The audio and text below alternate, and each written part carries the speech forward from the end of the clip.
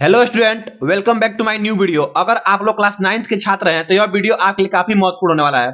मैं अब हर रोज class 9th का गणित का सॉल्यूशन कराने वाला हूं, जो कि आपके लिए काफी महत्वपूर्ण होने वाला है। अगर आप भी चाहते हैं कि एग्जाम में 95% 90% लेकर के आए तो इस वीडियो को आप लोग अंत तक देखिएगा। देखिए, ये आपका अध्याय नंबर 1 है, प्रश्नावली 1.1 संख्या पद्धति यानी कि नंबर सिस्टम। अगर आप लोग नंबर सिस्टम को पढ़ना चाहते हैं तो सबसे पहले आप लोगों को नंबरों यानी संख्याओं के बारे में पता होना चाहिए। अगर आप लोगों को संख्याओं के बारे में पता नहीं है तो आप लोग यह प्रश्नावली को नहीं कर पाएंगे। तो सबसे पहले अगर आप लोगों को नंबरों के बारे में जानना है तो मैं उसके लिए एक वीडियो बना दिया हूं, जो कि आप लोगों को प्लेलिस्ट में बना हुआ है, जाकर के वहां देख लीजिएगा। Number of classification of number के नाम से है, ठीक है, तो उसको देख लीजिएगा। अब आइए क्वेश्चन को हम स्टार्ट करते हैं। सबसे पहला नंबर आपका संख्या पद्धति का प्रश्नावली नंबर 1.1 का ये क्वेश्चन दिया गया। पहला क्वेश्चन है, क्या शून्य एक परिमेय संख्या है? Question mark. क्या इसे आप P बटे Q के रूप में लिख सकते हैं, जहां P और Q पूर्णांक हो और Q नॉट इक्वल टू 0 हो? ठीक है, तो इसको हमको हल करना है। देखिए, सबसे पहले क्या करना है आप लोगों को कि शून्य क्या एक परिमेय संख्या है, तो लिखेंगे हाँ। लिखिएगा क्या? हाँ। शून्य एक क्या है? परिमेय संख्या। तो लिखेंगे क्या?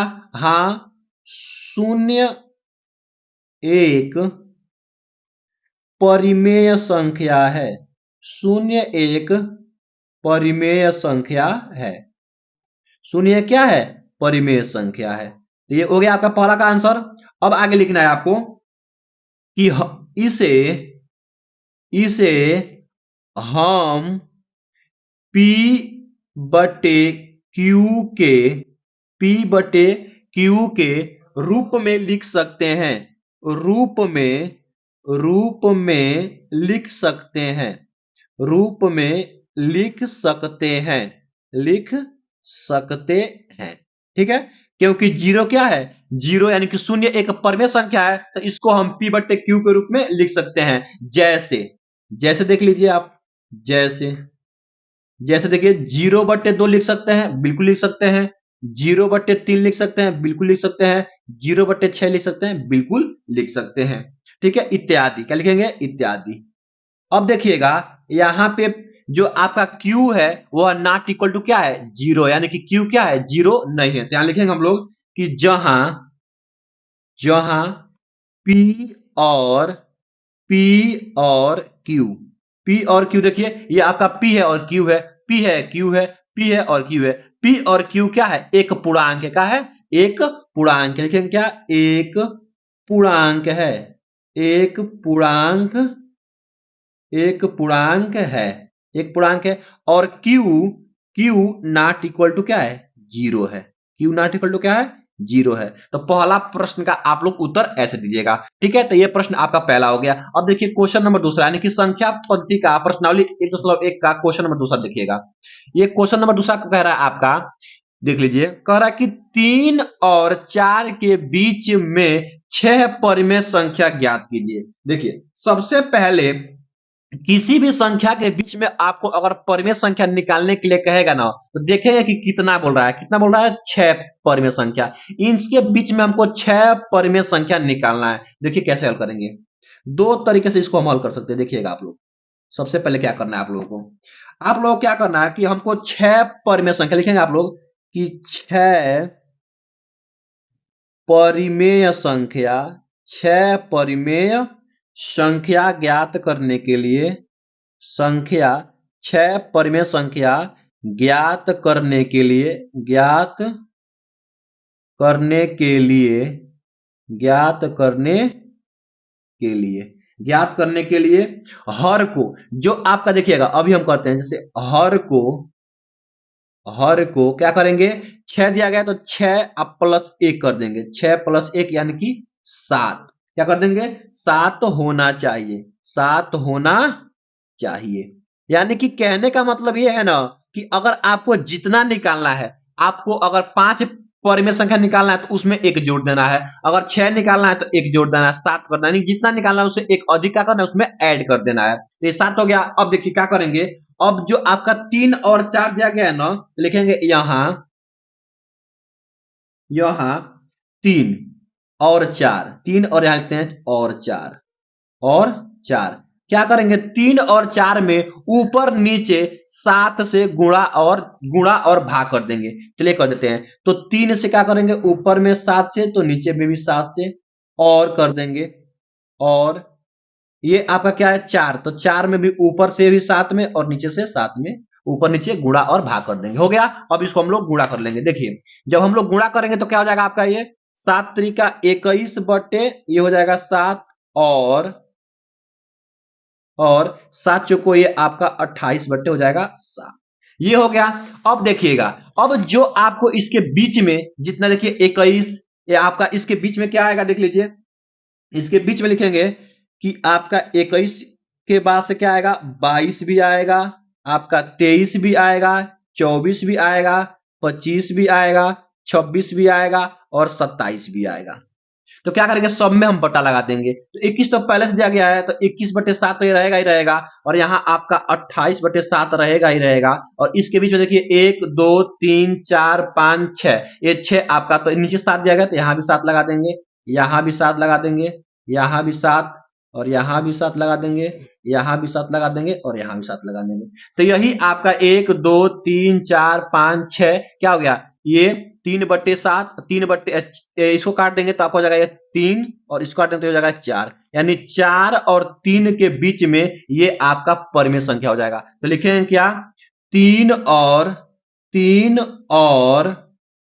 4 के बीच में, 3 और 4 के बीच में 6 परिमेय संख्या, 6 परिमेय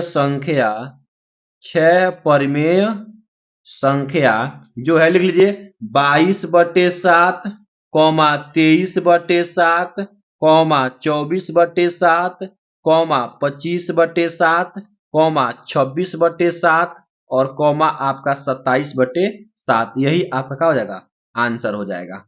ठीक है, तो इस तरीके से हम लोग किसी भी संख्या के बीच में परिमेय संख्या निकाल लेंगे। ठीक है, ये आपको ऐसे हो गया। क्वेश्चन नंबर ये आपका दूसरा कंप्लीट हो गया। अब देखिए क्वेश्चन नंबर हम आप लोगों को देखेंगे तीसरा नंबर। ठीक है, देख लीजिएगा, ये आपका क्वेश्चन नंबर तीसरा दिया गया। क्वेश्चन नंबर आपका तीसरा कह रहा है देखिए कि 3/5 और 4/5 के बीच 5 परिमेय संख्याएं ज्ञात कीजिए। तो सबसे पहले आप लोग क्या करना है देख लीजिएगा। सबसे पहले क्या करना है कि हम देखेंगे, अब ये बट्टा वाला आ गया तो सेम कोई दिक्कत नहीं है, वैसे ही यहां भी करेंगे, कोई दिक्कत नहीं है। देखिए कितना पूछ रहा है 5 परिमेय संख्या, तो क्या करेंगे 5 + 1 कर देंगे। क्या करेंगे 5 + 1 यानी कि आपका 6। अब क्या करेंगे जो आपका ये संख्या दिया गया है, जो आपका परिमेय संख्या दिया गया है, इसमें क्या करना है आप लोगों को ऊपर या नीचे 6 से गुणा और भाग कर देना है। तो क्या हो जाएगा आपका 3/5 और 4/5 और ऊपर नीचे 6 से क्या कर देंगे गुणा कर देंगे। तो 3 × 6 नीचे आपका 5 × 6 और हो जाएगा आपका, और क्या हो जाएगा 4 × 6/5 × 6 ये हो जाएगा। ठीक है, अब देखिए क्या करेंगे। अब हो जाएगा ये 3 छक्के 18 और बटे 5 छक्के 30 और देख लीजिए, और ये हो जाएगा आपका 6 चौको 24 और ये 5 छक्के 30। अब हमको हर को नहीं देखना है, हमको देखना है अंश को। अंश देखिए 18 से 24 है, तो इसके बीच में 19 आएगा, 20 आएगा, 21 आएगा, 22 आएगा, 23 आएगा, 24 हो जाएगा। तो सब आपके क्या हो जाएंगे 5 परिमेय संख्या। तो लिखेंगे क्या, लिखिएगा आप लोग अब 3/5 और 3/5 और 4/5 जो आपका दिया गया था 4/5 के बीच 5 परिमेय संख्या, 5 परिमेय संख्या कौन कौन हो जाएगा। तो लिखते हैं इसको, हम अंश को चेंज कर देंगे। तो 19 है 19/30, 20/30, 21/30, 22/30, 23/30। देख लीजिए ये 5 ठो आपका परिमेय संख्या इन दोनों के बीच में, तो यही आपका हो जाएगा आंसर हो जाएगा। ठीक है, ये हो गया क्वेश्चन नंबर तीसरा। अब देखिए क्वेश्चन नंबर चौथा और इस प्रश्नावली का लास्ट क्वेश्चन है। ठीक है, देख लीजिए बहुत ही इंपॉर्टेंट है, देख लीजिए ये क्वेश्चन आपका कथन वाइज है। यानी कि कह रहा है कि नीचे दिए गए कथन सत्य है या असत्य है, कारण के साथ अपनी उत्तर दीजिए। तो आपका देखिए पहला नंबर बोल रहा है कि प्रत्येक प्राकृतिक संख्या एक पूर्ण संख्या होती है, ये आपको कारण देना है। चलिए हम लोग यहां देते हैं पहला नंबर का उत्तर। पहला कह रहा है कि प्रत्येक प्राकृतिक संख्या एक पूर्ण संख्या होती है, तो लिखिएगा हाँ सत्य है। क्या है? सत्य है, सही बात है। लगाएंगे कॉमा, लिखिएगा क्योंकि क्योंकि सभी प्राकृतिक संख्या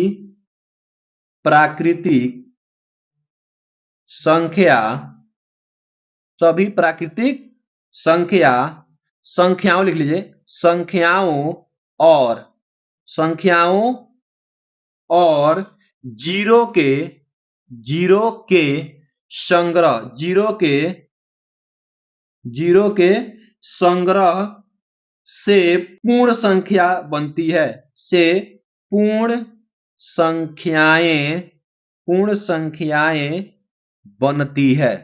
क्या होती है? बनती है। जैसे मैं आप सबको समझा दे रहा हूं, जैसे मान लीजिए पूर्ण संख्या के अंदर में क्या आता है? पूर्ण संख्या में आपको 0, 1, 2, 3, 4, 5, 6, 7 डॉट डॉट डॉट आपका इंफिनिटी होता जाएगा। ठीक है, देखिए यही बात पूछ रहा है कि प्रत्येक प्राकृतिक संख्या एक पूर्ण संख्या होती है, तो यहां से लेकर के यहां अनंत तक ये आपकी क्या होती है? प्राकृतिक संख्या होती है, और जीरो अलग होता है। तो हाँ, सभी प्राकृतिक संख्याएं पूर्ण संख्या तो होती है, लेकिन सभी पूर्ण संख्या प्राकृतिक संख्या नहीं होती है, क्योंकि जीरो प्राकृतिक संख्या में नहीं आता है। तो अब देखिए आपका ऑप्शन नंबर दूसरा यहां देख लीजिए, क्वेश्चन नंबर दूसरा हो जाएगा। अब क्वेश्चन नंबर दूसरा कह रहा है आपका कि प्रत्येक पूर्णांक एक पूर्ण संख्या होती है। प्रत्येक पूर्णांक एक पूर्ण संख्या होती है, तो नहीं, ये क्या है? असत्य है। लिखिएगा असत्य। असत्य असत्य लिखिएगा, क्योंकि तर्क देना है तो लिखिएगा क्योंकि ऋणात्मक पूर्णांक ऋणात्मक ऋणात्मक पूर्णांक ऋणात्मक पूर्णांक एक ऋणात्मक पूर्णांक एक पूर्ण संख्या नहीं होती है। एक पूर्ण संख्या नहीं होती है। नहीं होती है, तो ये भी बात सही है। तो ये आपका क्या हो जाएगा? पहला क्वेश्चन, दूसरा क्वेश्चन असत्य हो जाएगा। तीसरा क्वेश्चन कह रहा है, आपको देख लीजिए, कह रहा है कि प्रत्येक परिमेय संख्या एक पूर्ण संख्या होती है, तो ये भी आपका असत्य। प्रत्येक परिमेय संख्या एक पूर्ण संख्या नहीं होती है, तो ये भी कहा जाएगा आपका तीसरा नंबर भी कहा जाएगा असत्य। लिखेंगे असत्य, लगाएंगे कोमा। हमको देना है तर्क, तो लिखेंगे तर्क क्योंकि, लिखिएगा क्योंकि क्योंकि परिमेय संख्याएं लिख लीजिएगा। परिमेय संख्याएं 3/2 मान सकते हैं, या 2/3 मान सकते हैं, या 7/9 इस रूप में होती है। लिखेंगे इत्यादि, लिखिएगा इत्यादि क्या पूर्ण संख्या नहीं होती है? पूर्ण संख्या है नहीं है, लिखेंगे क्या? इत्यादि पूर्ण संख्याएं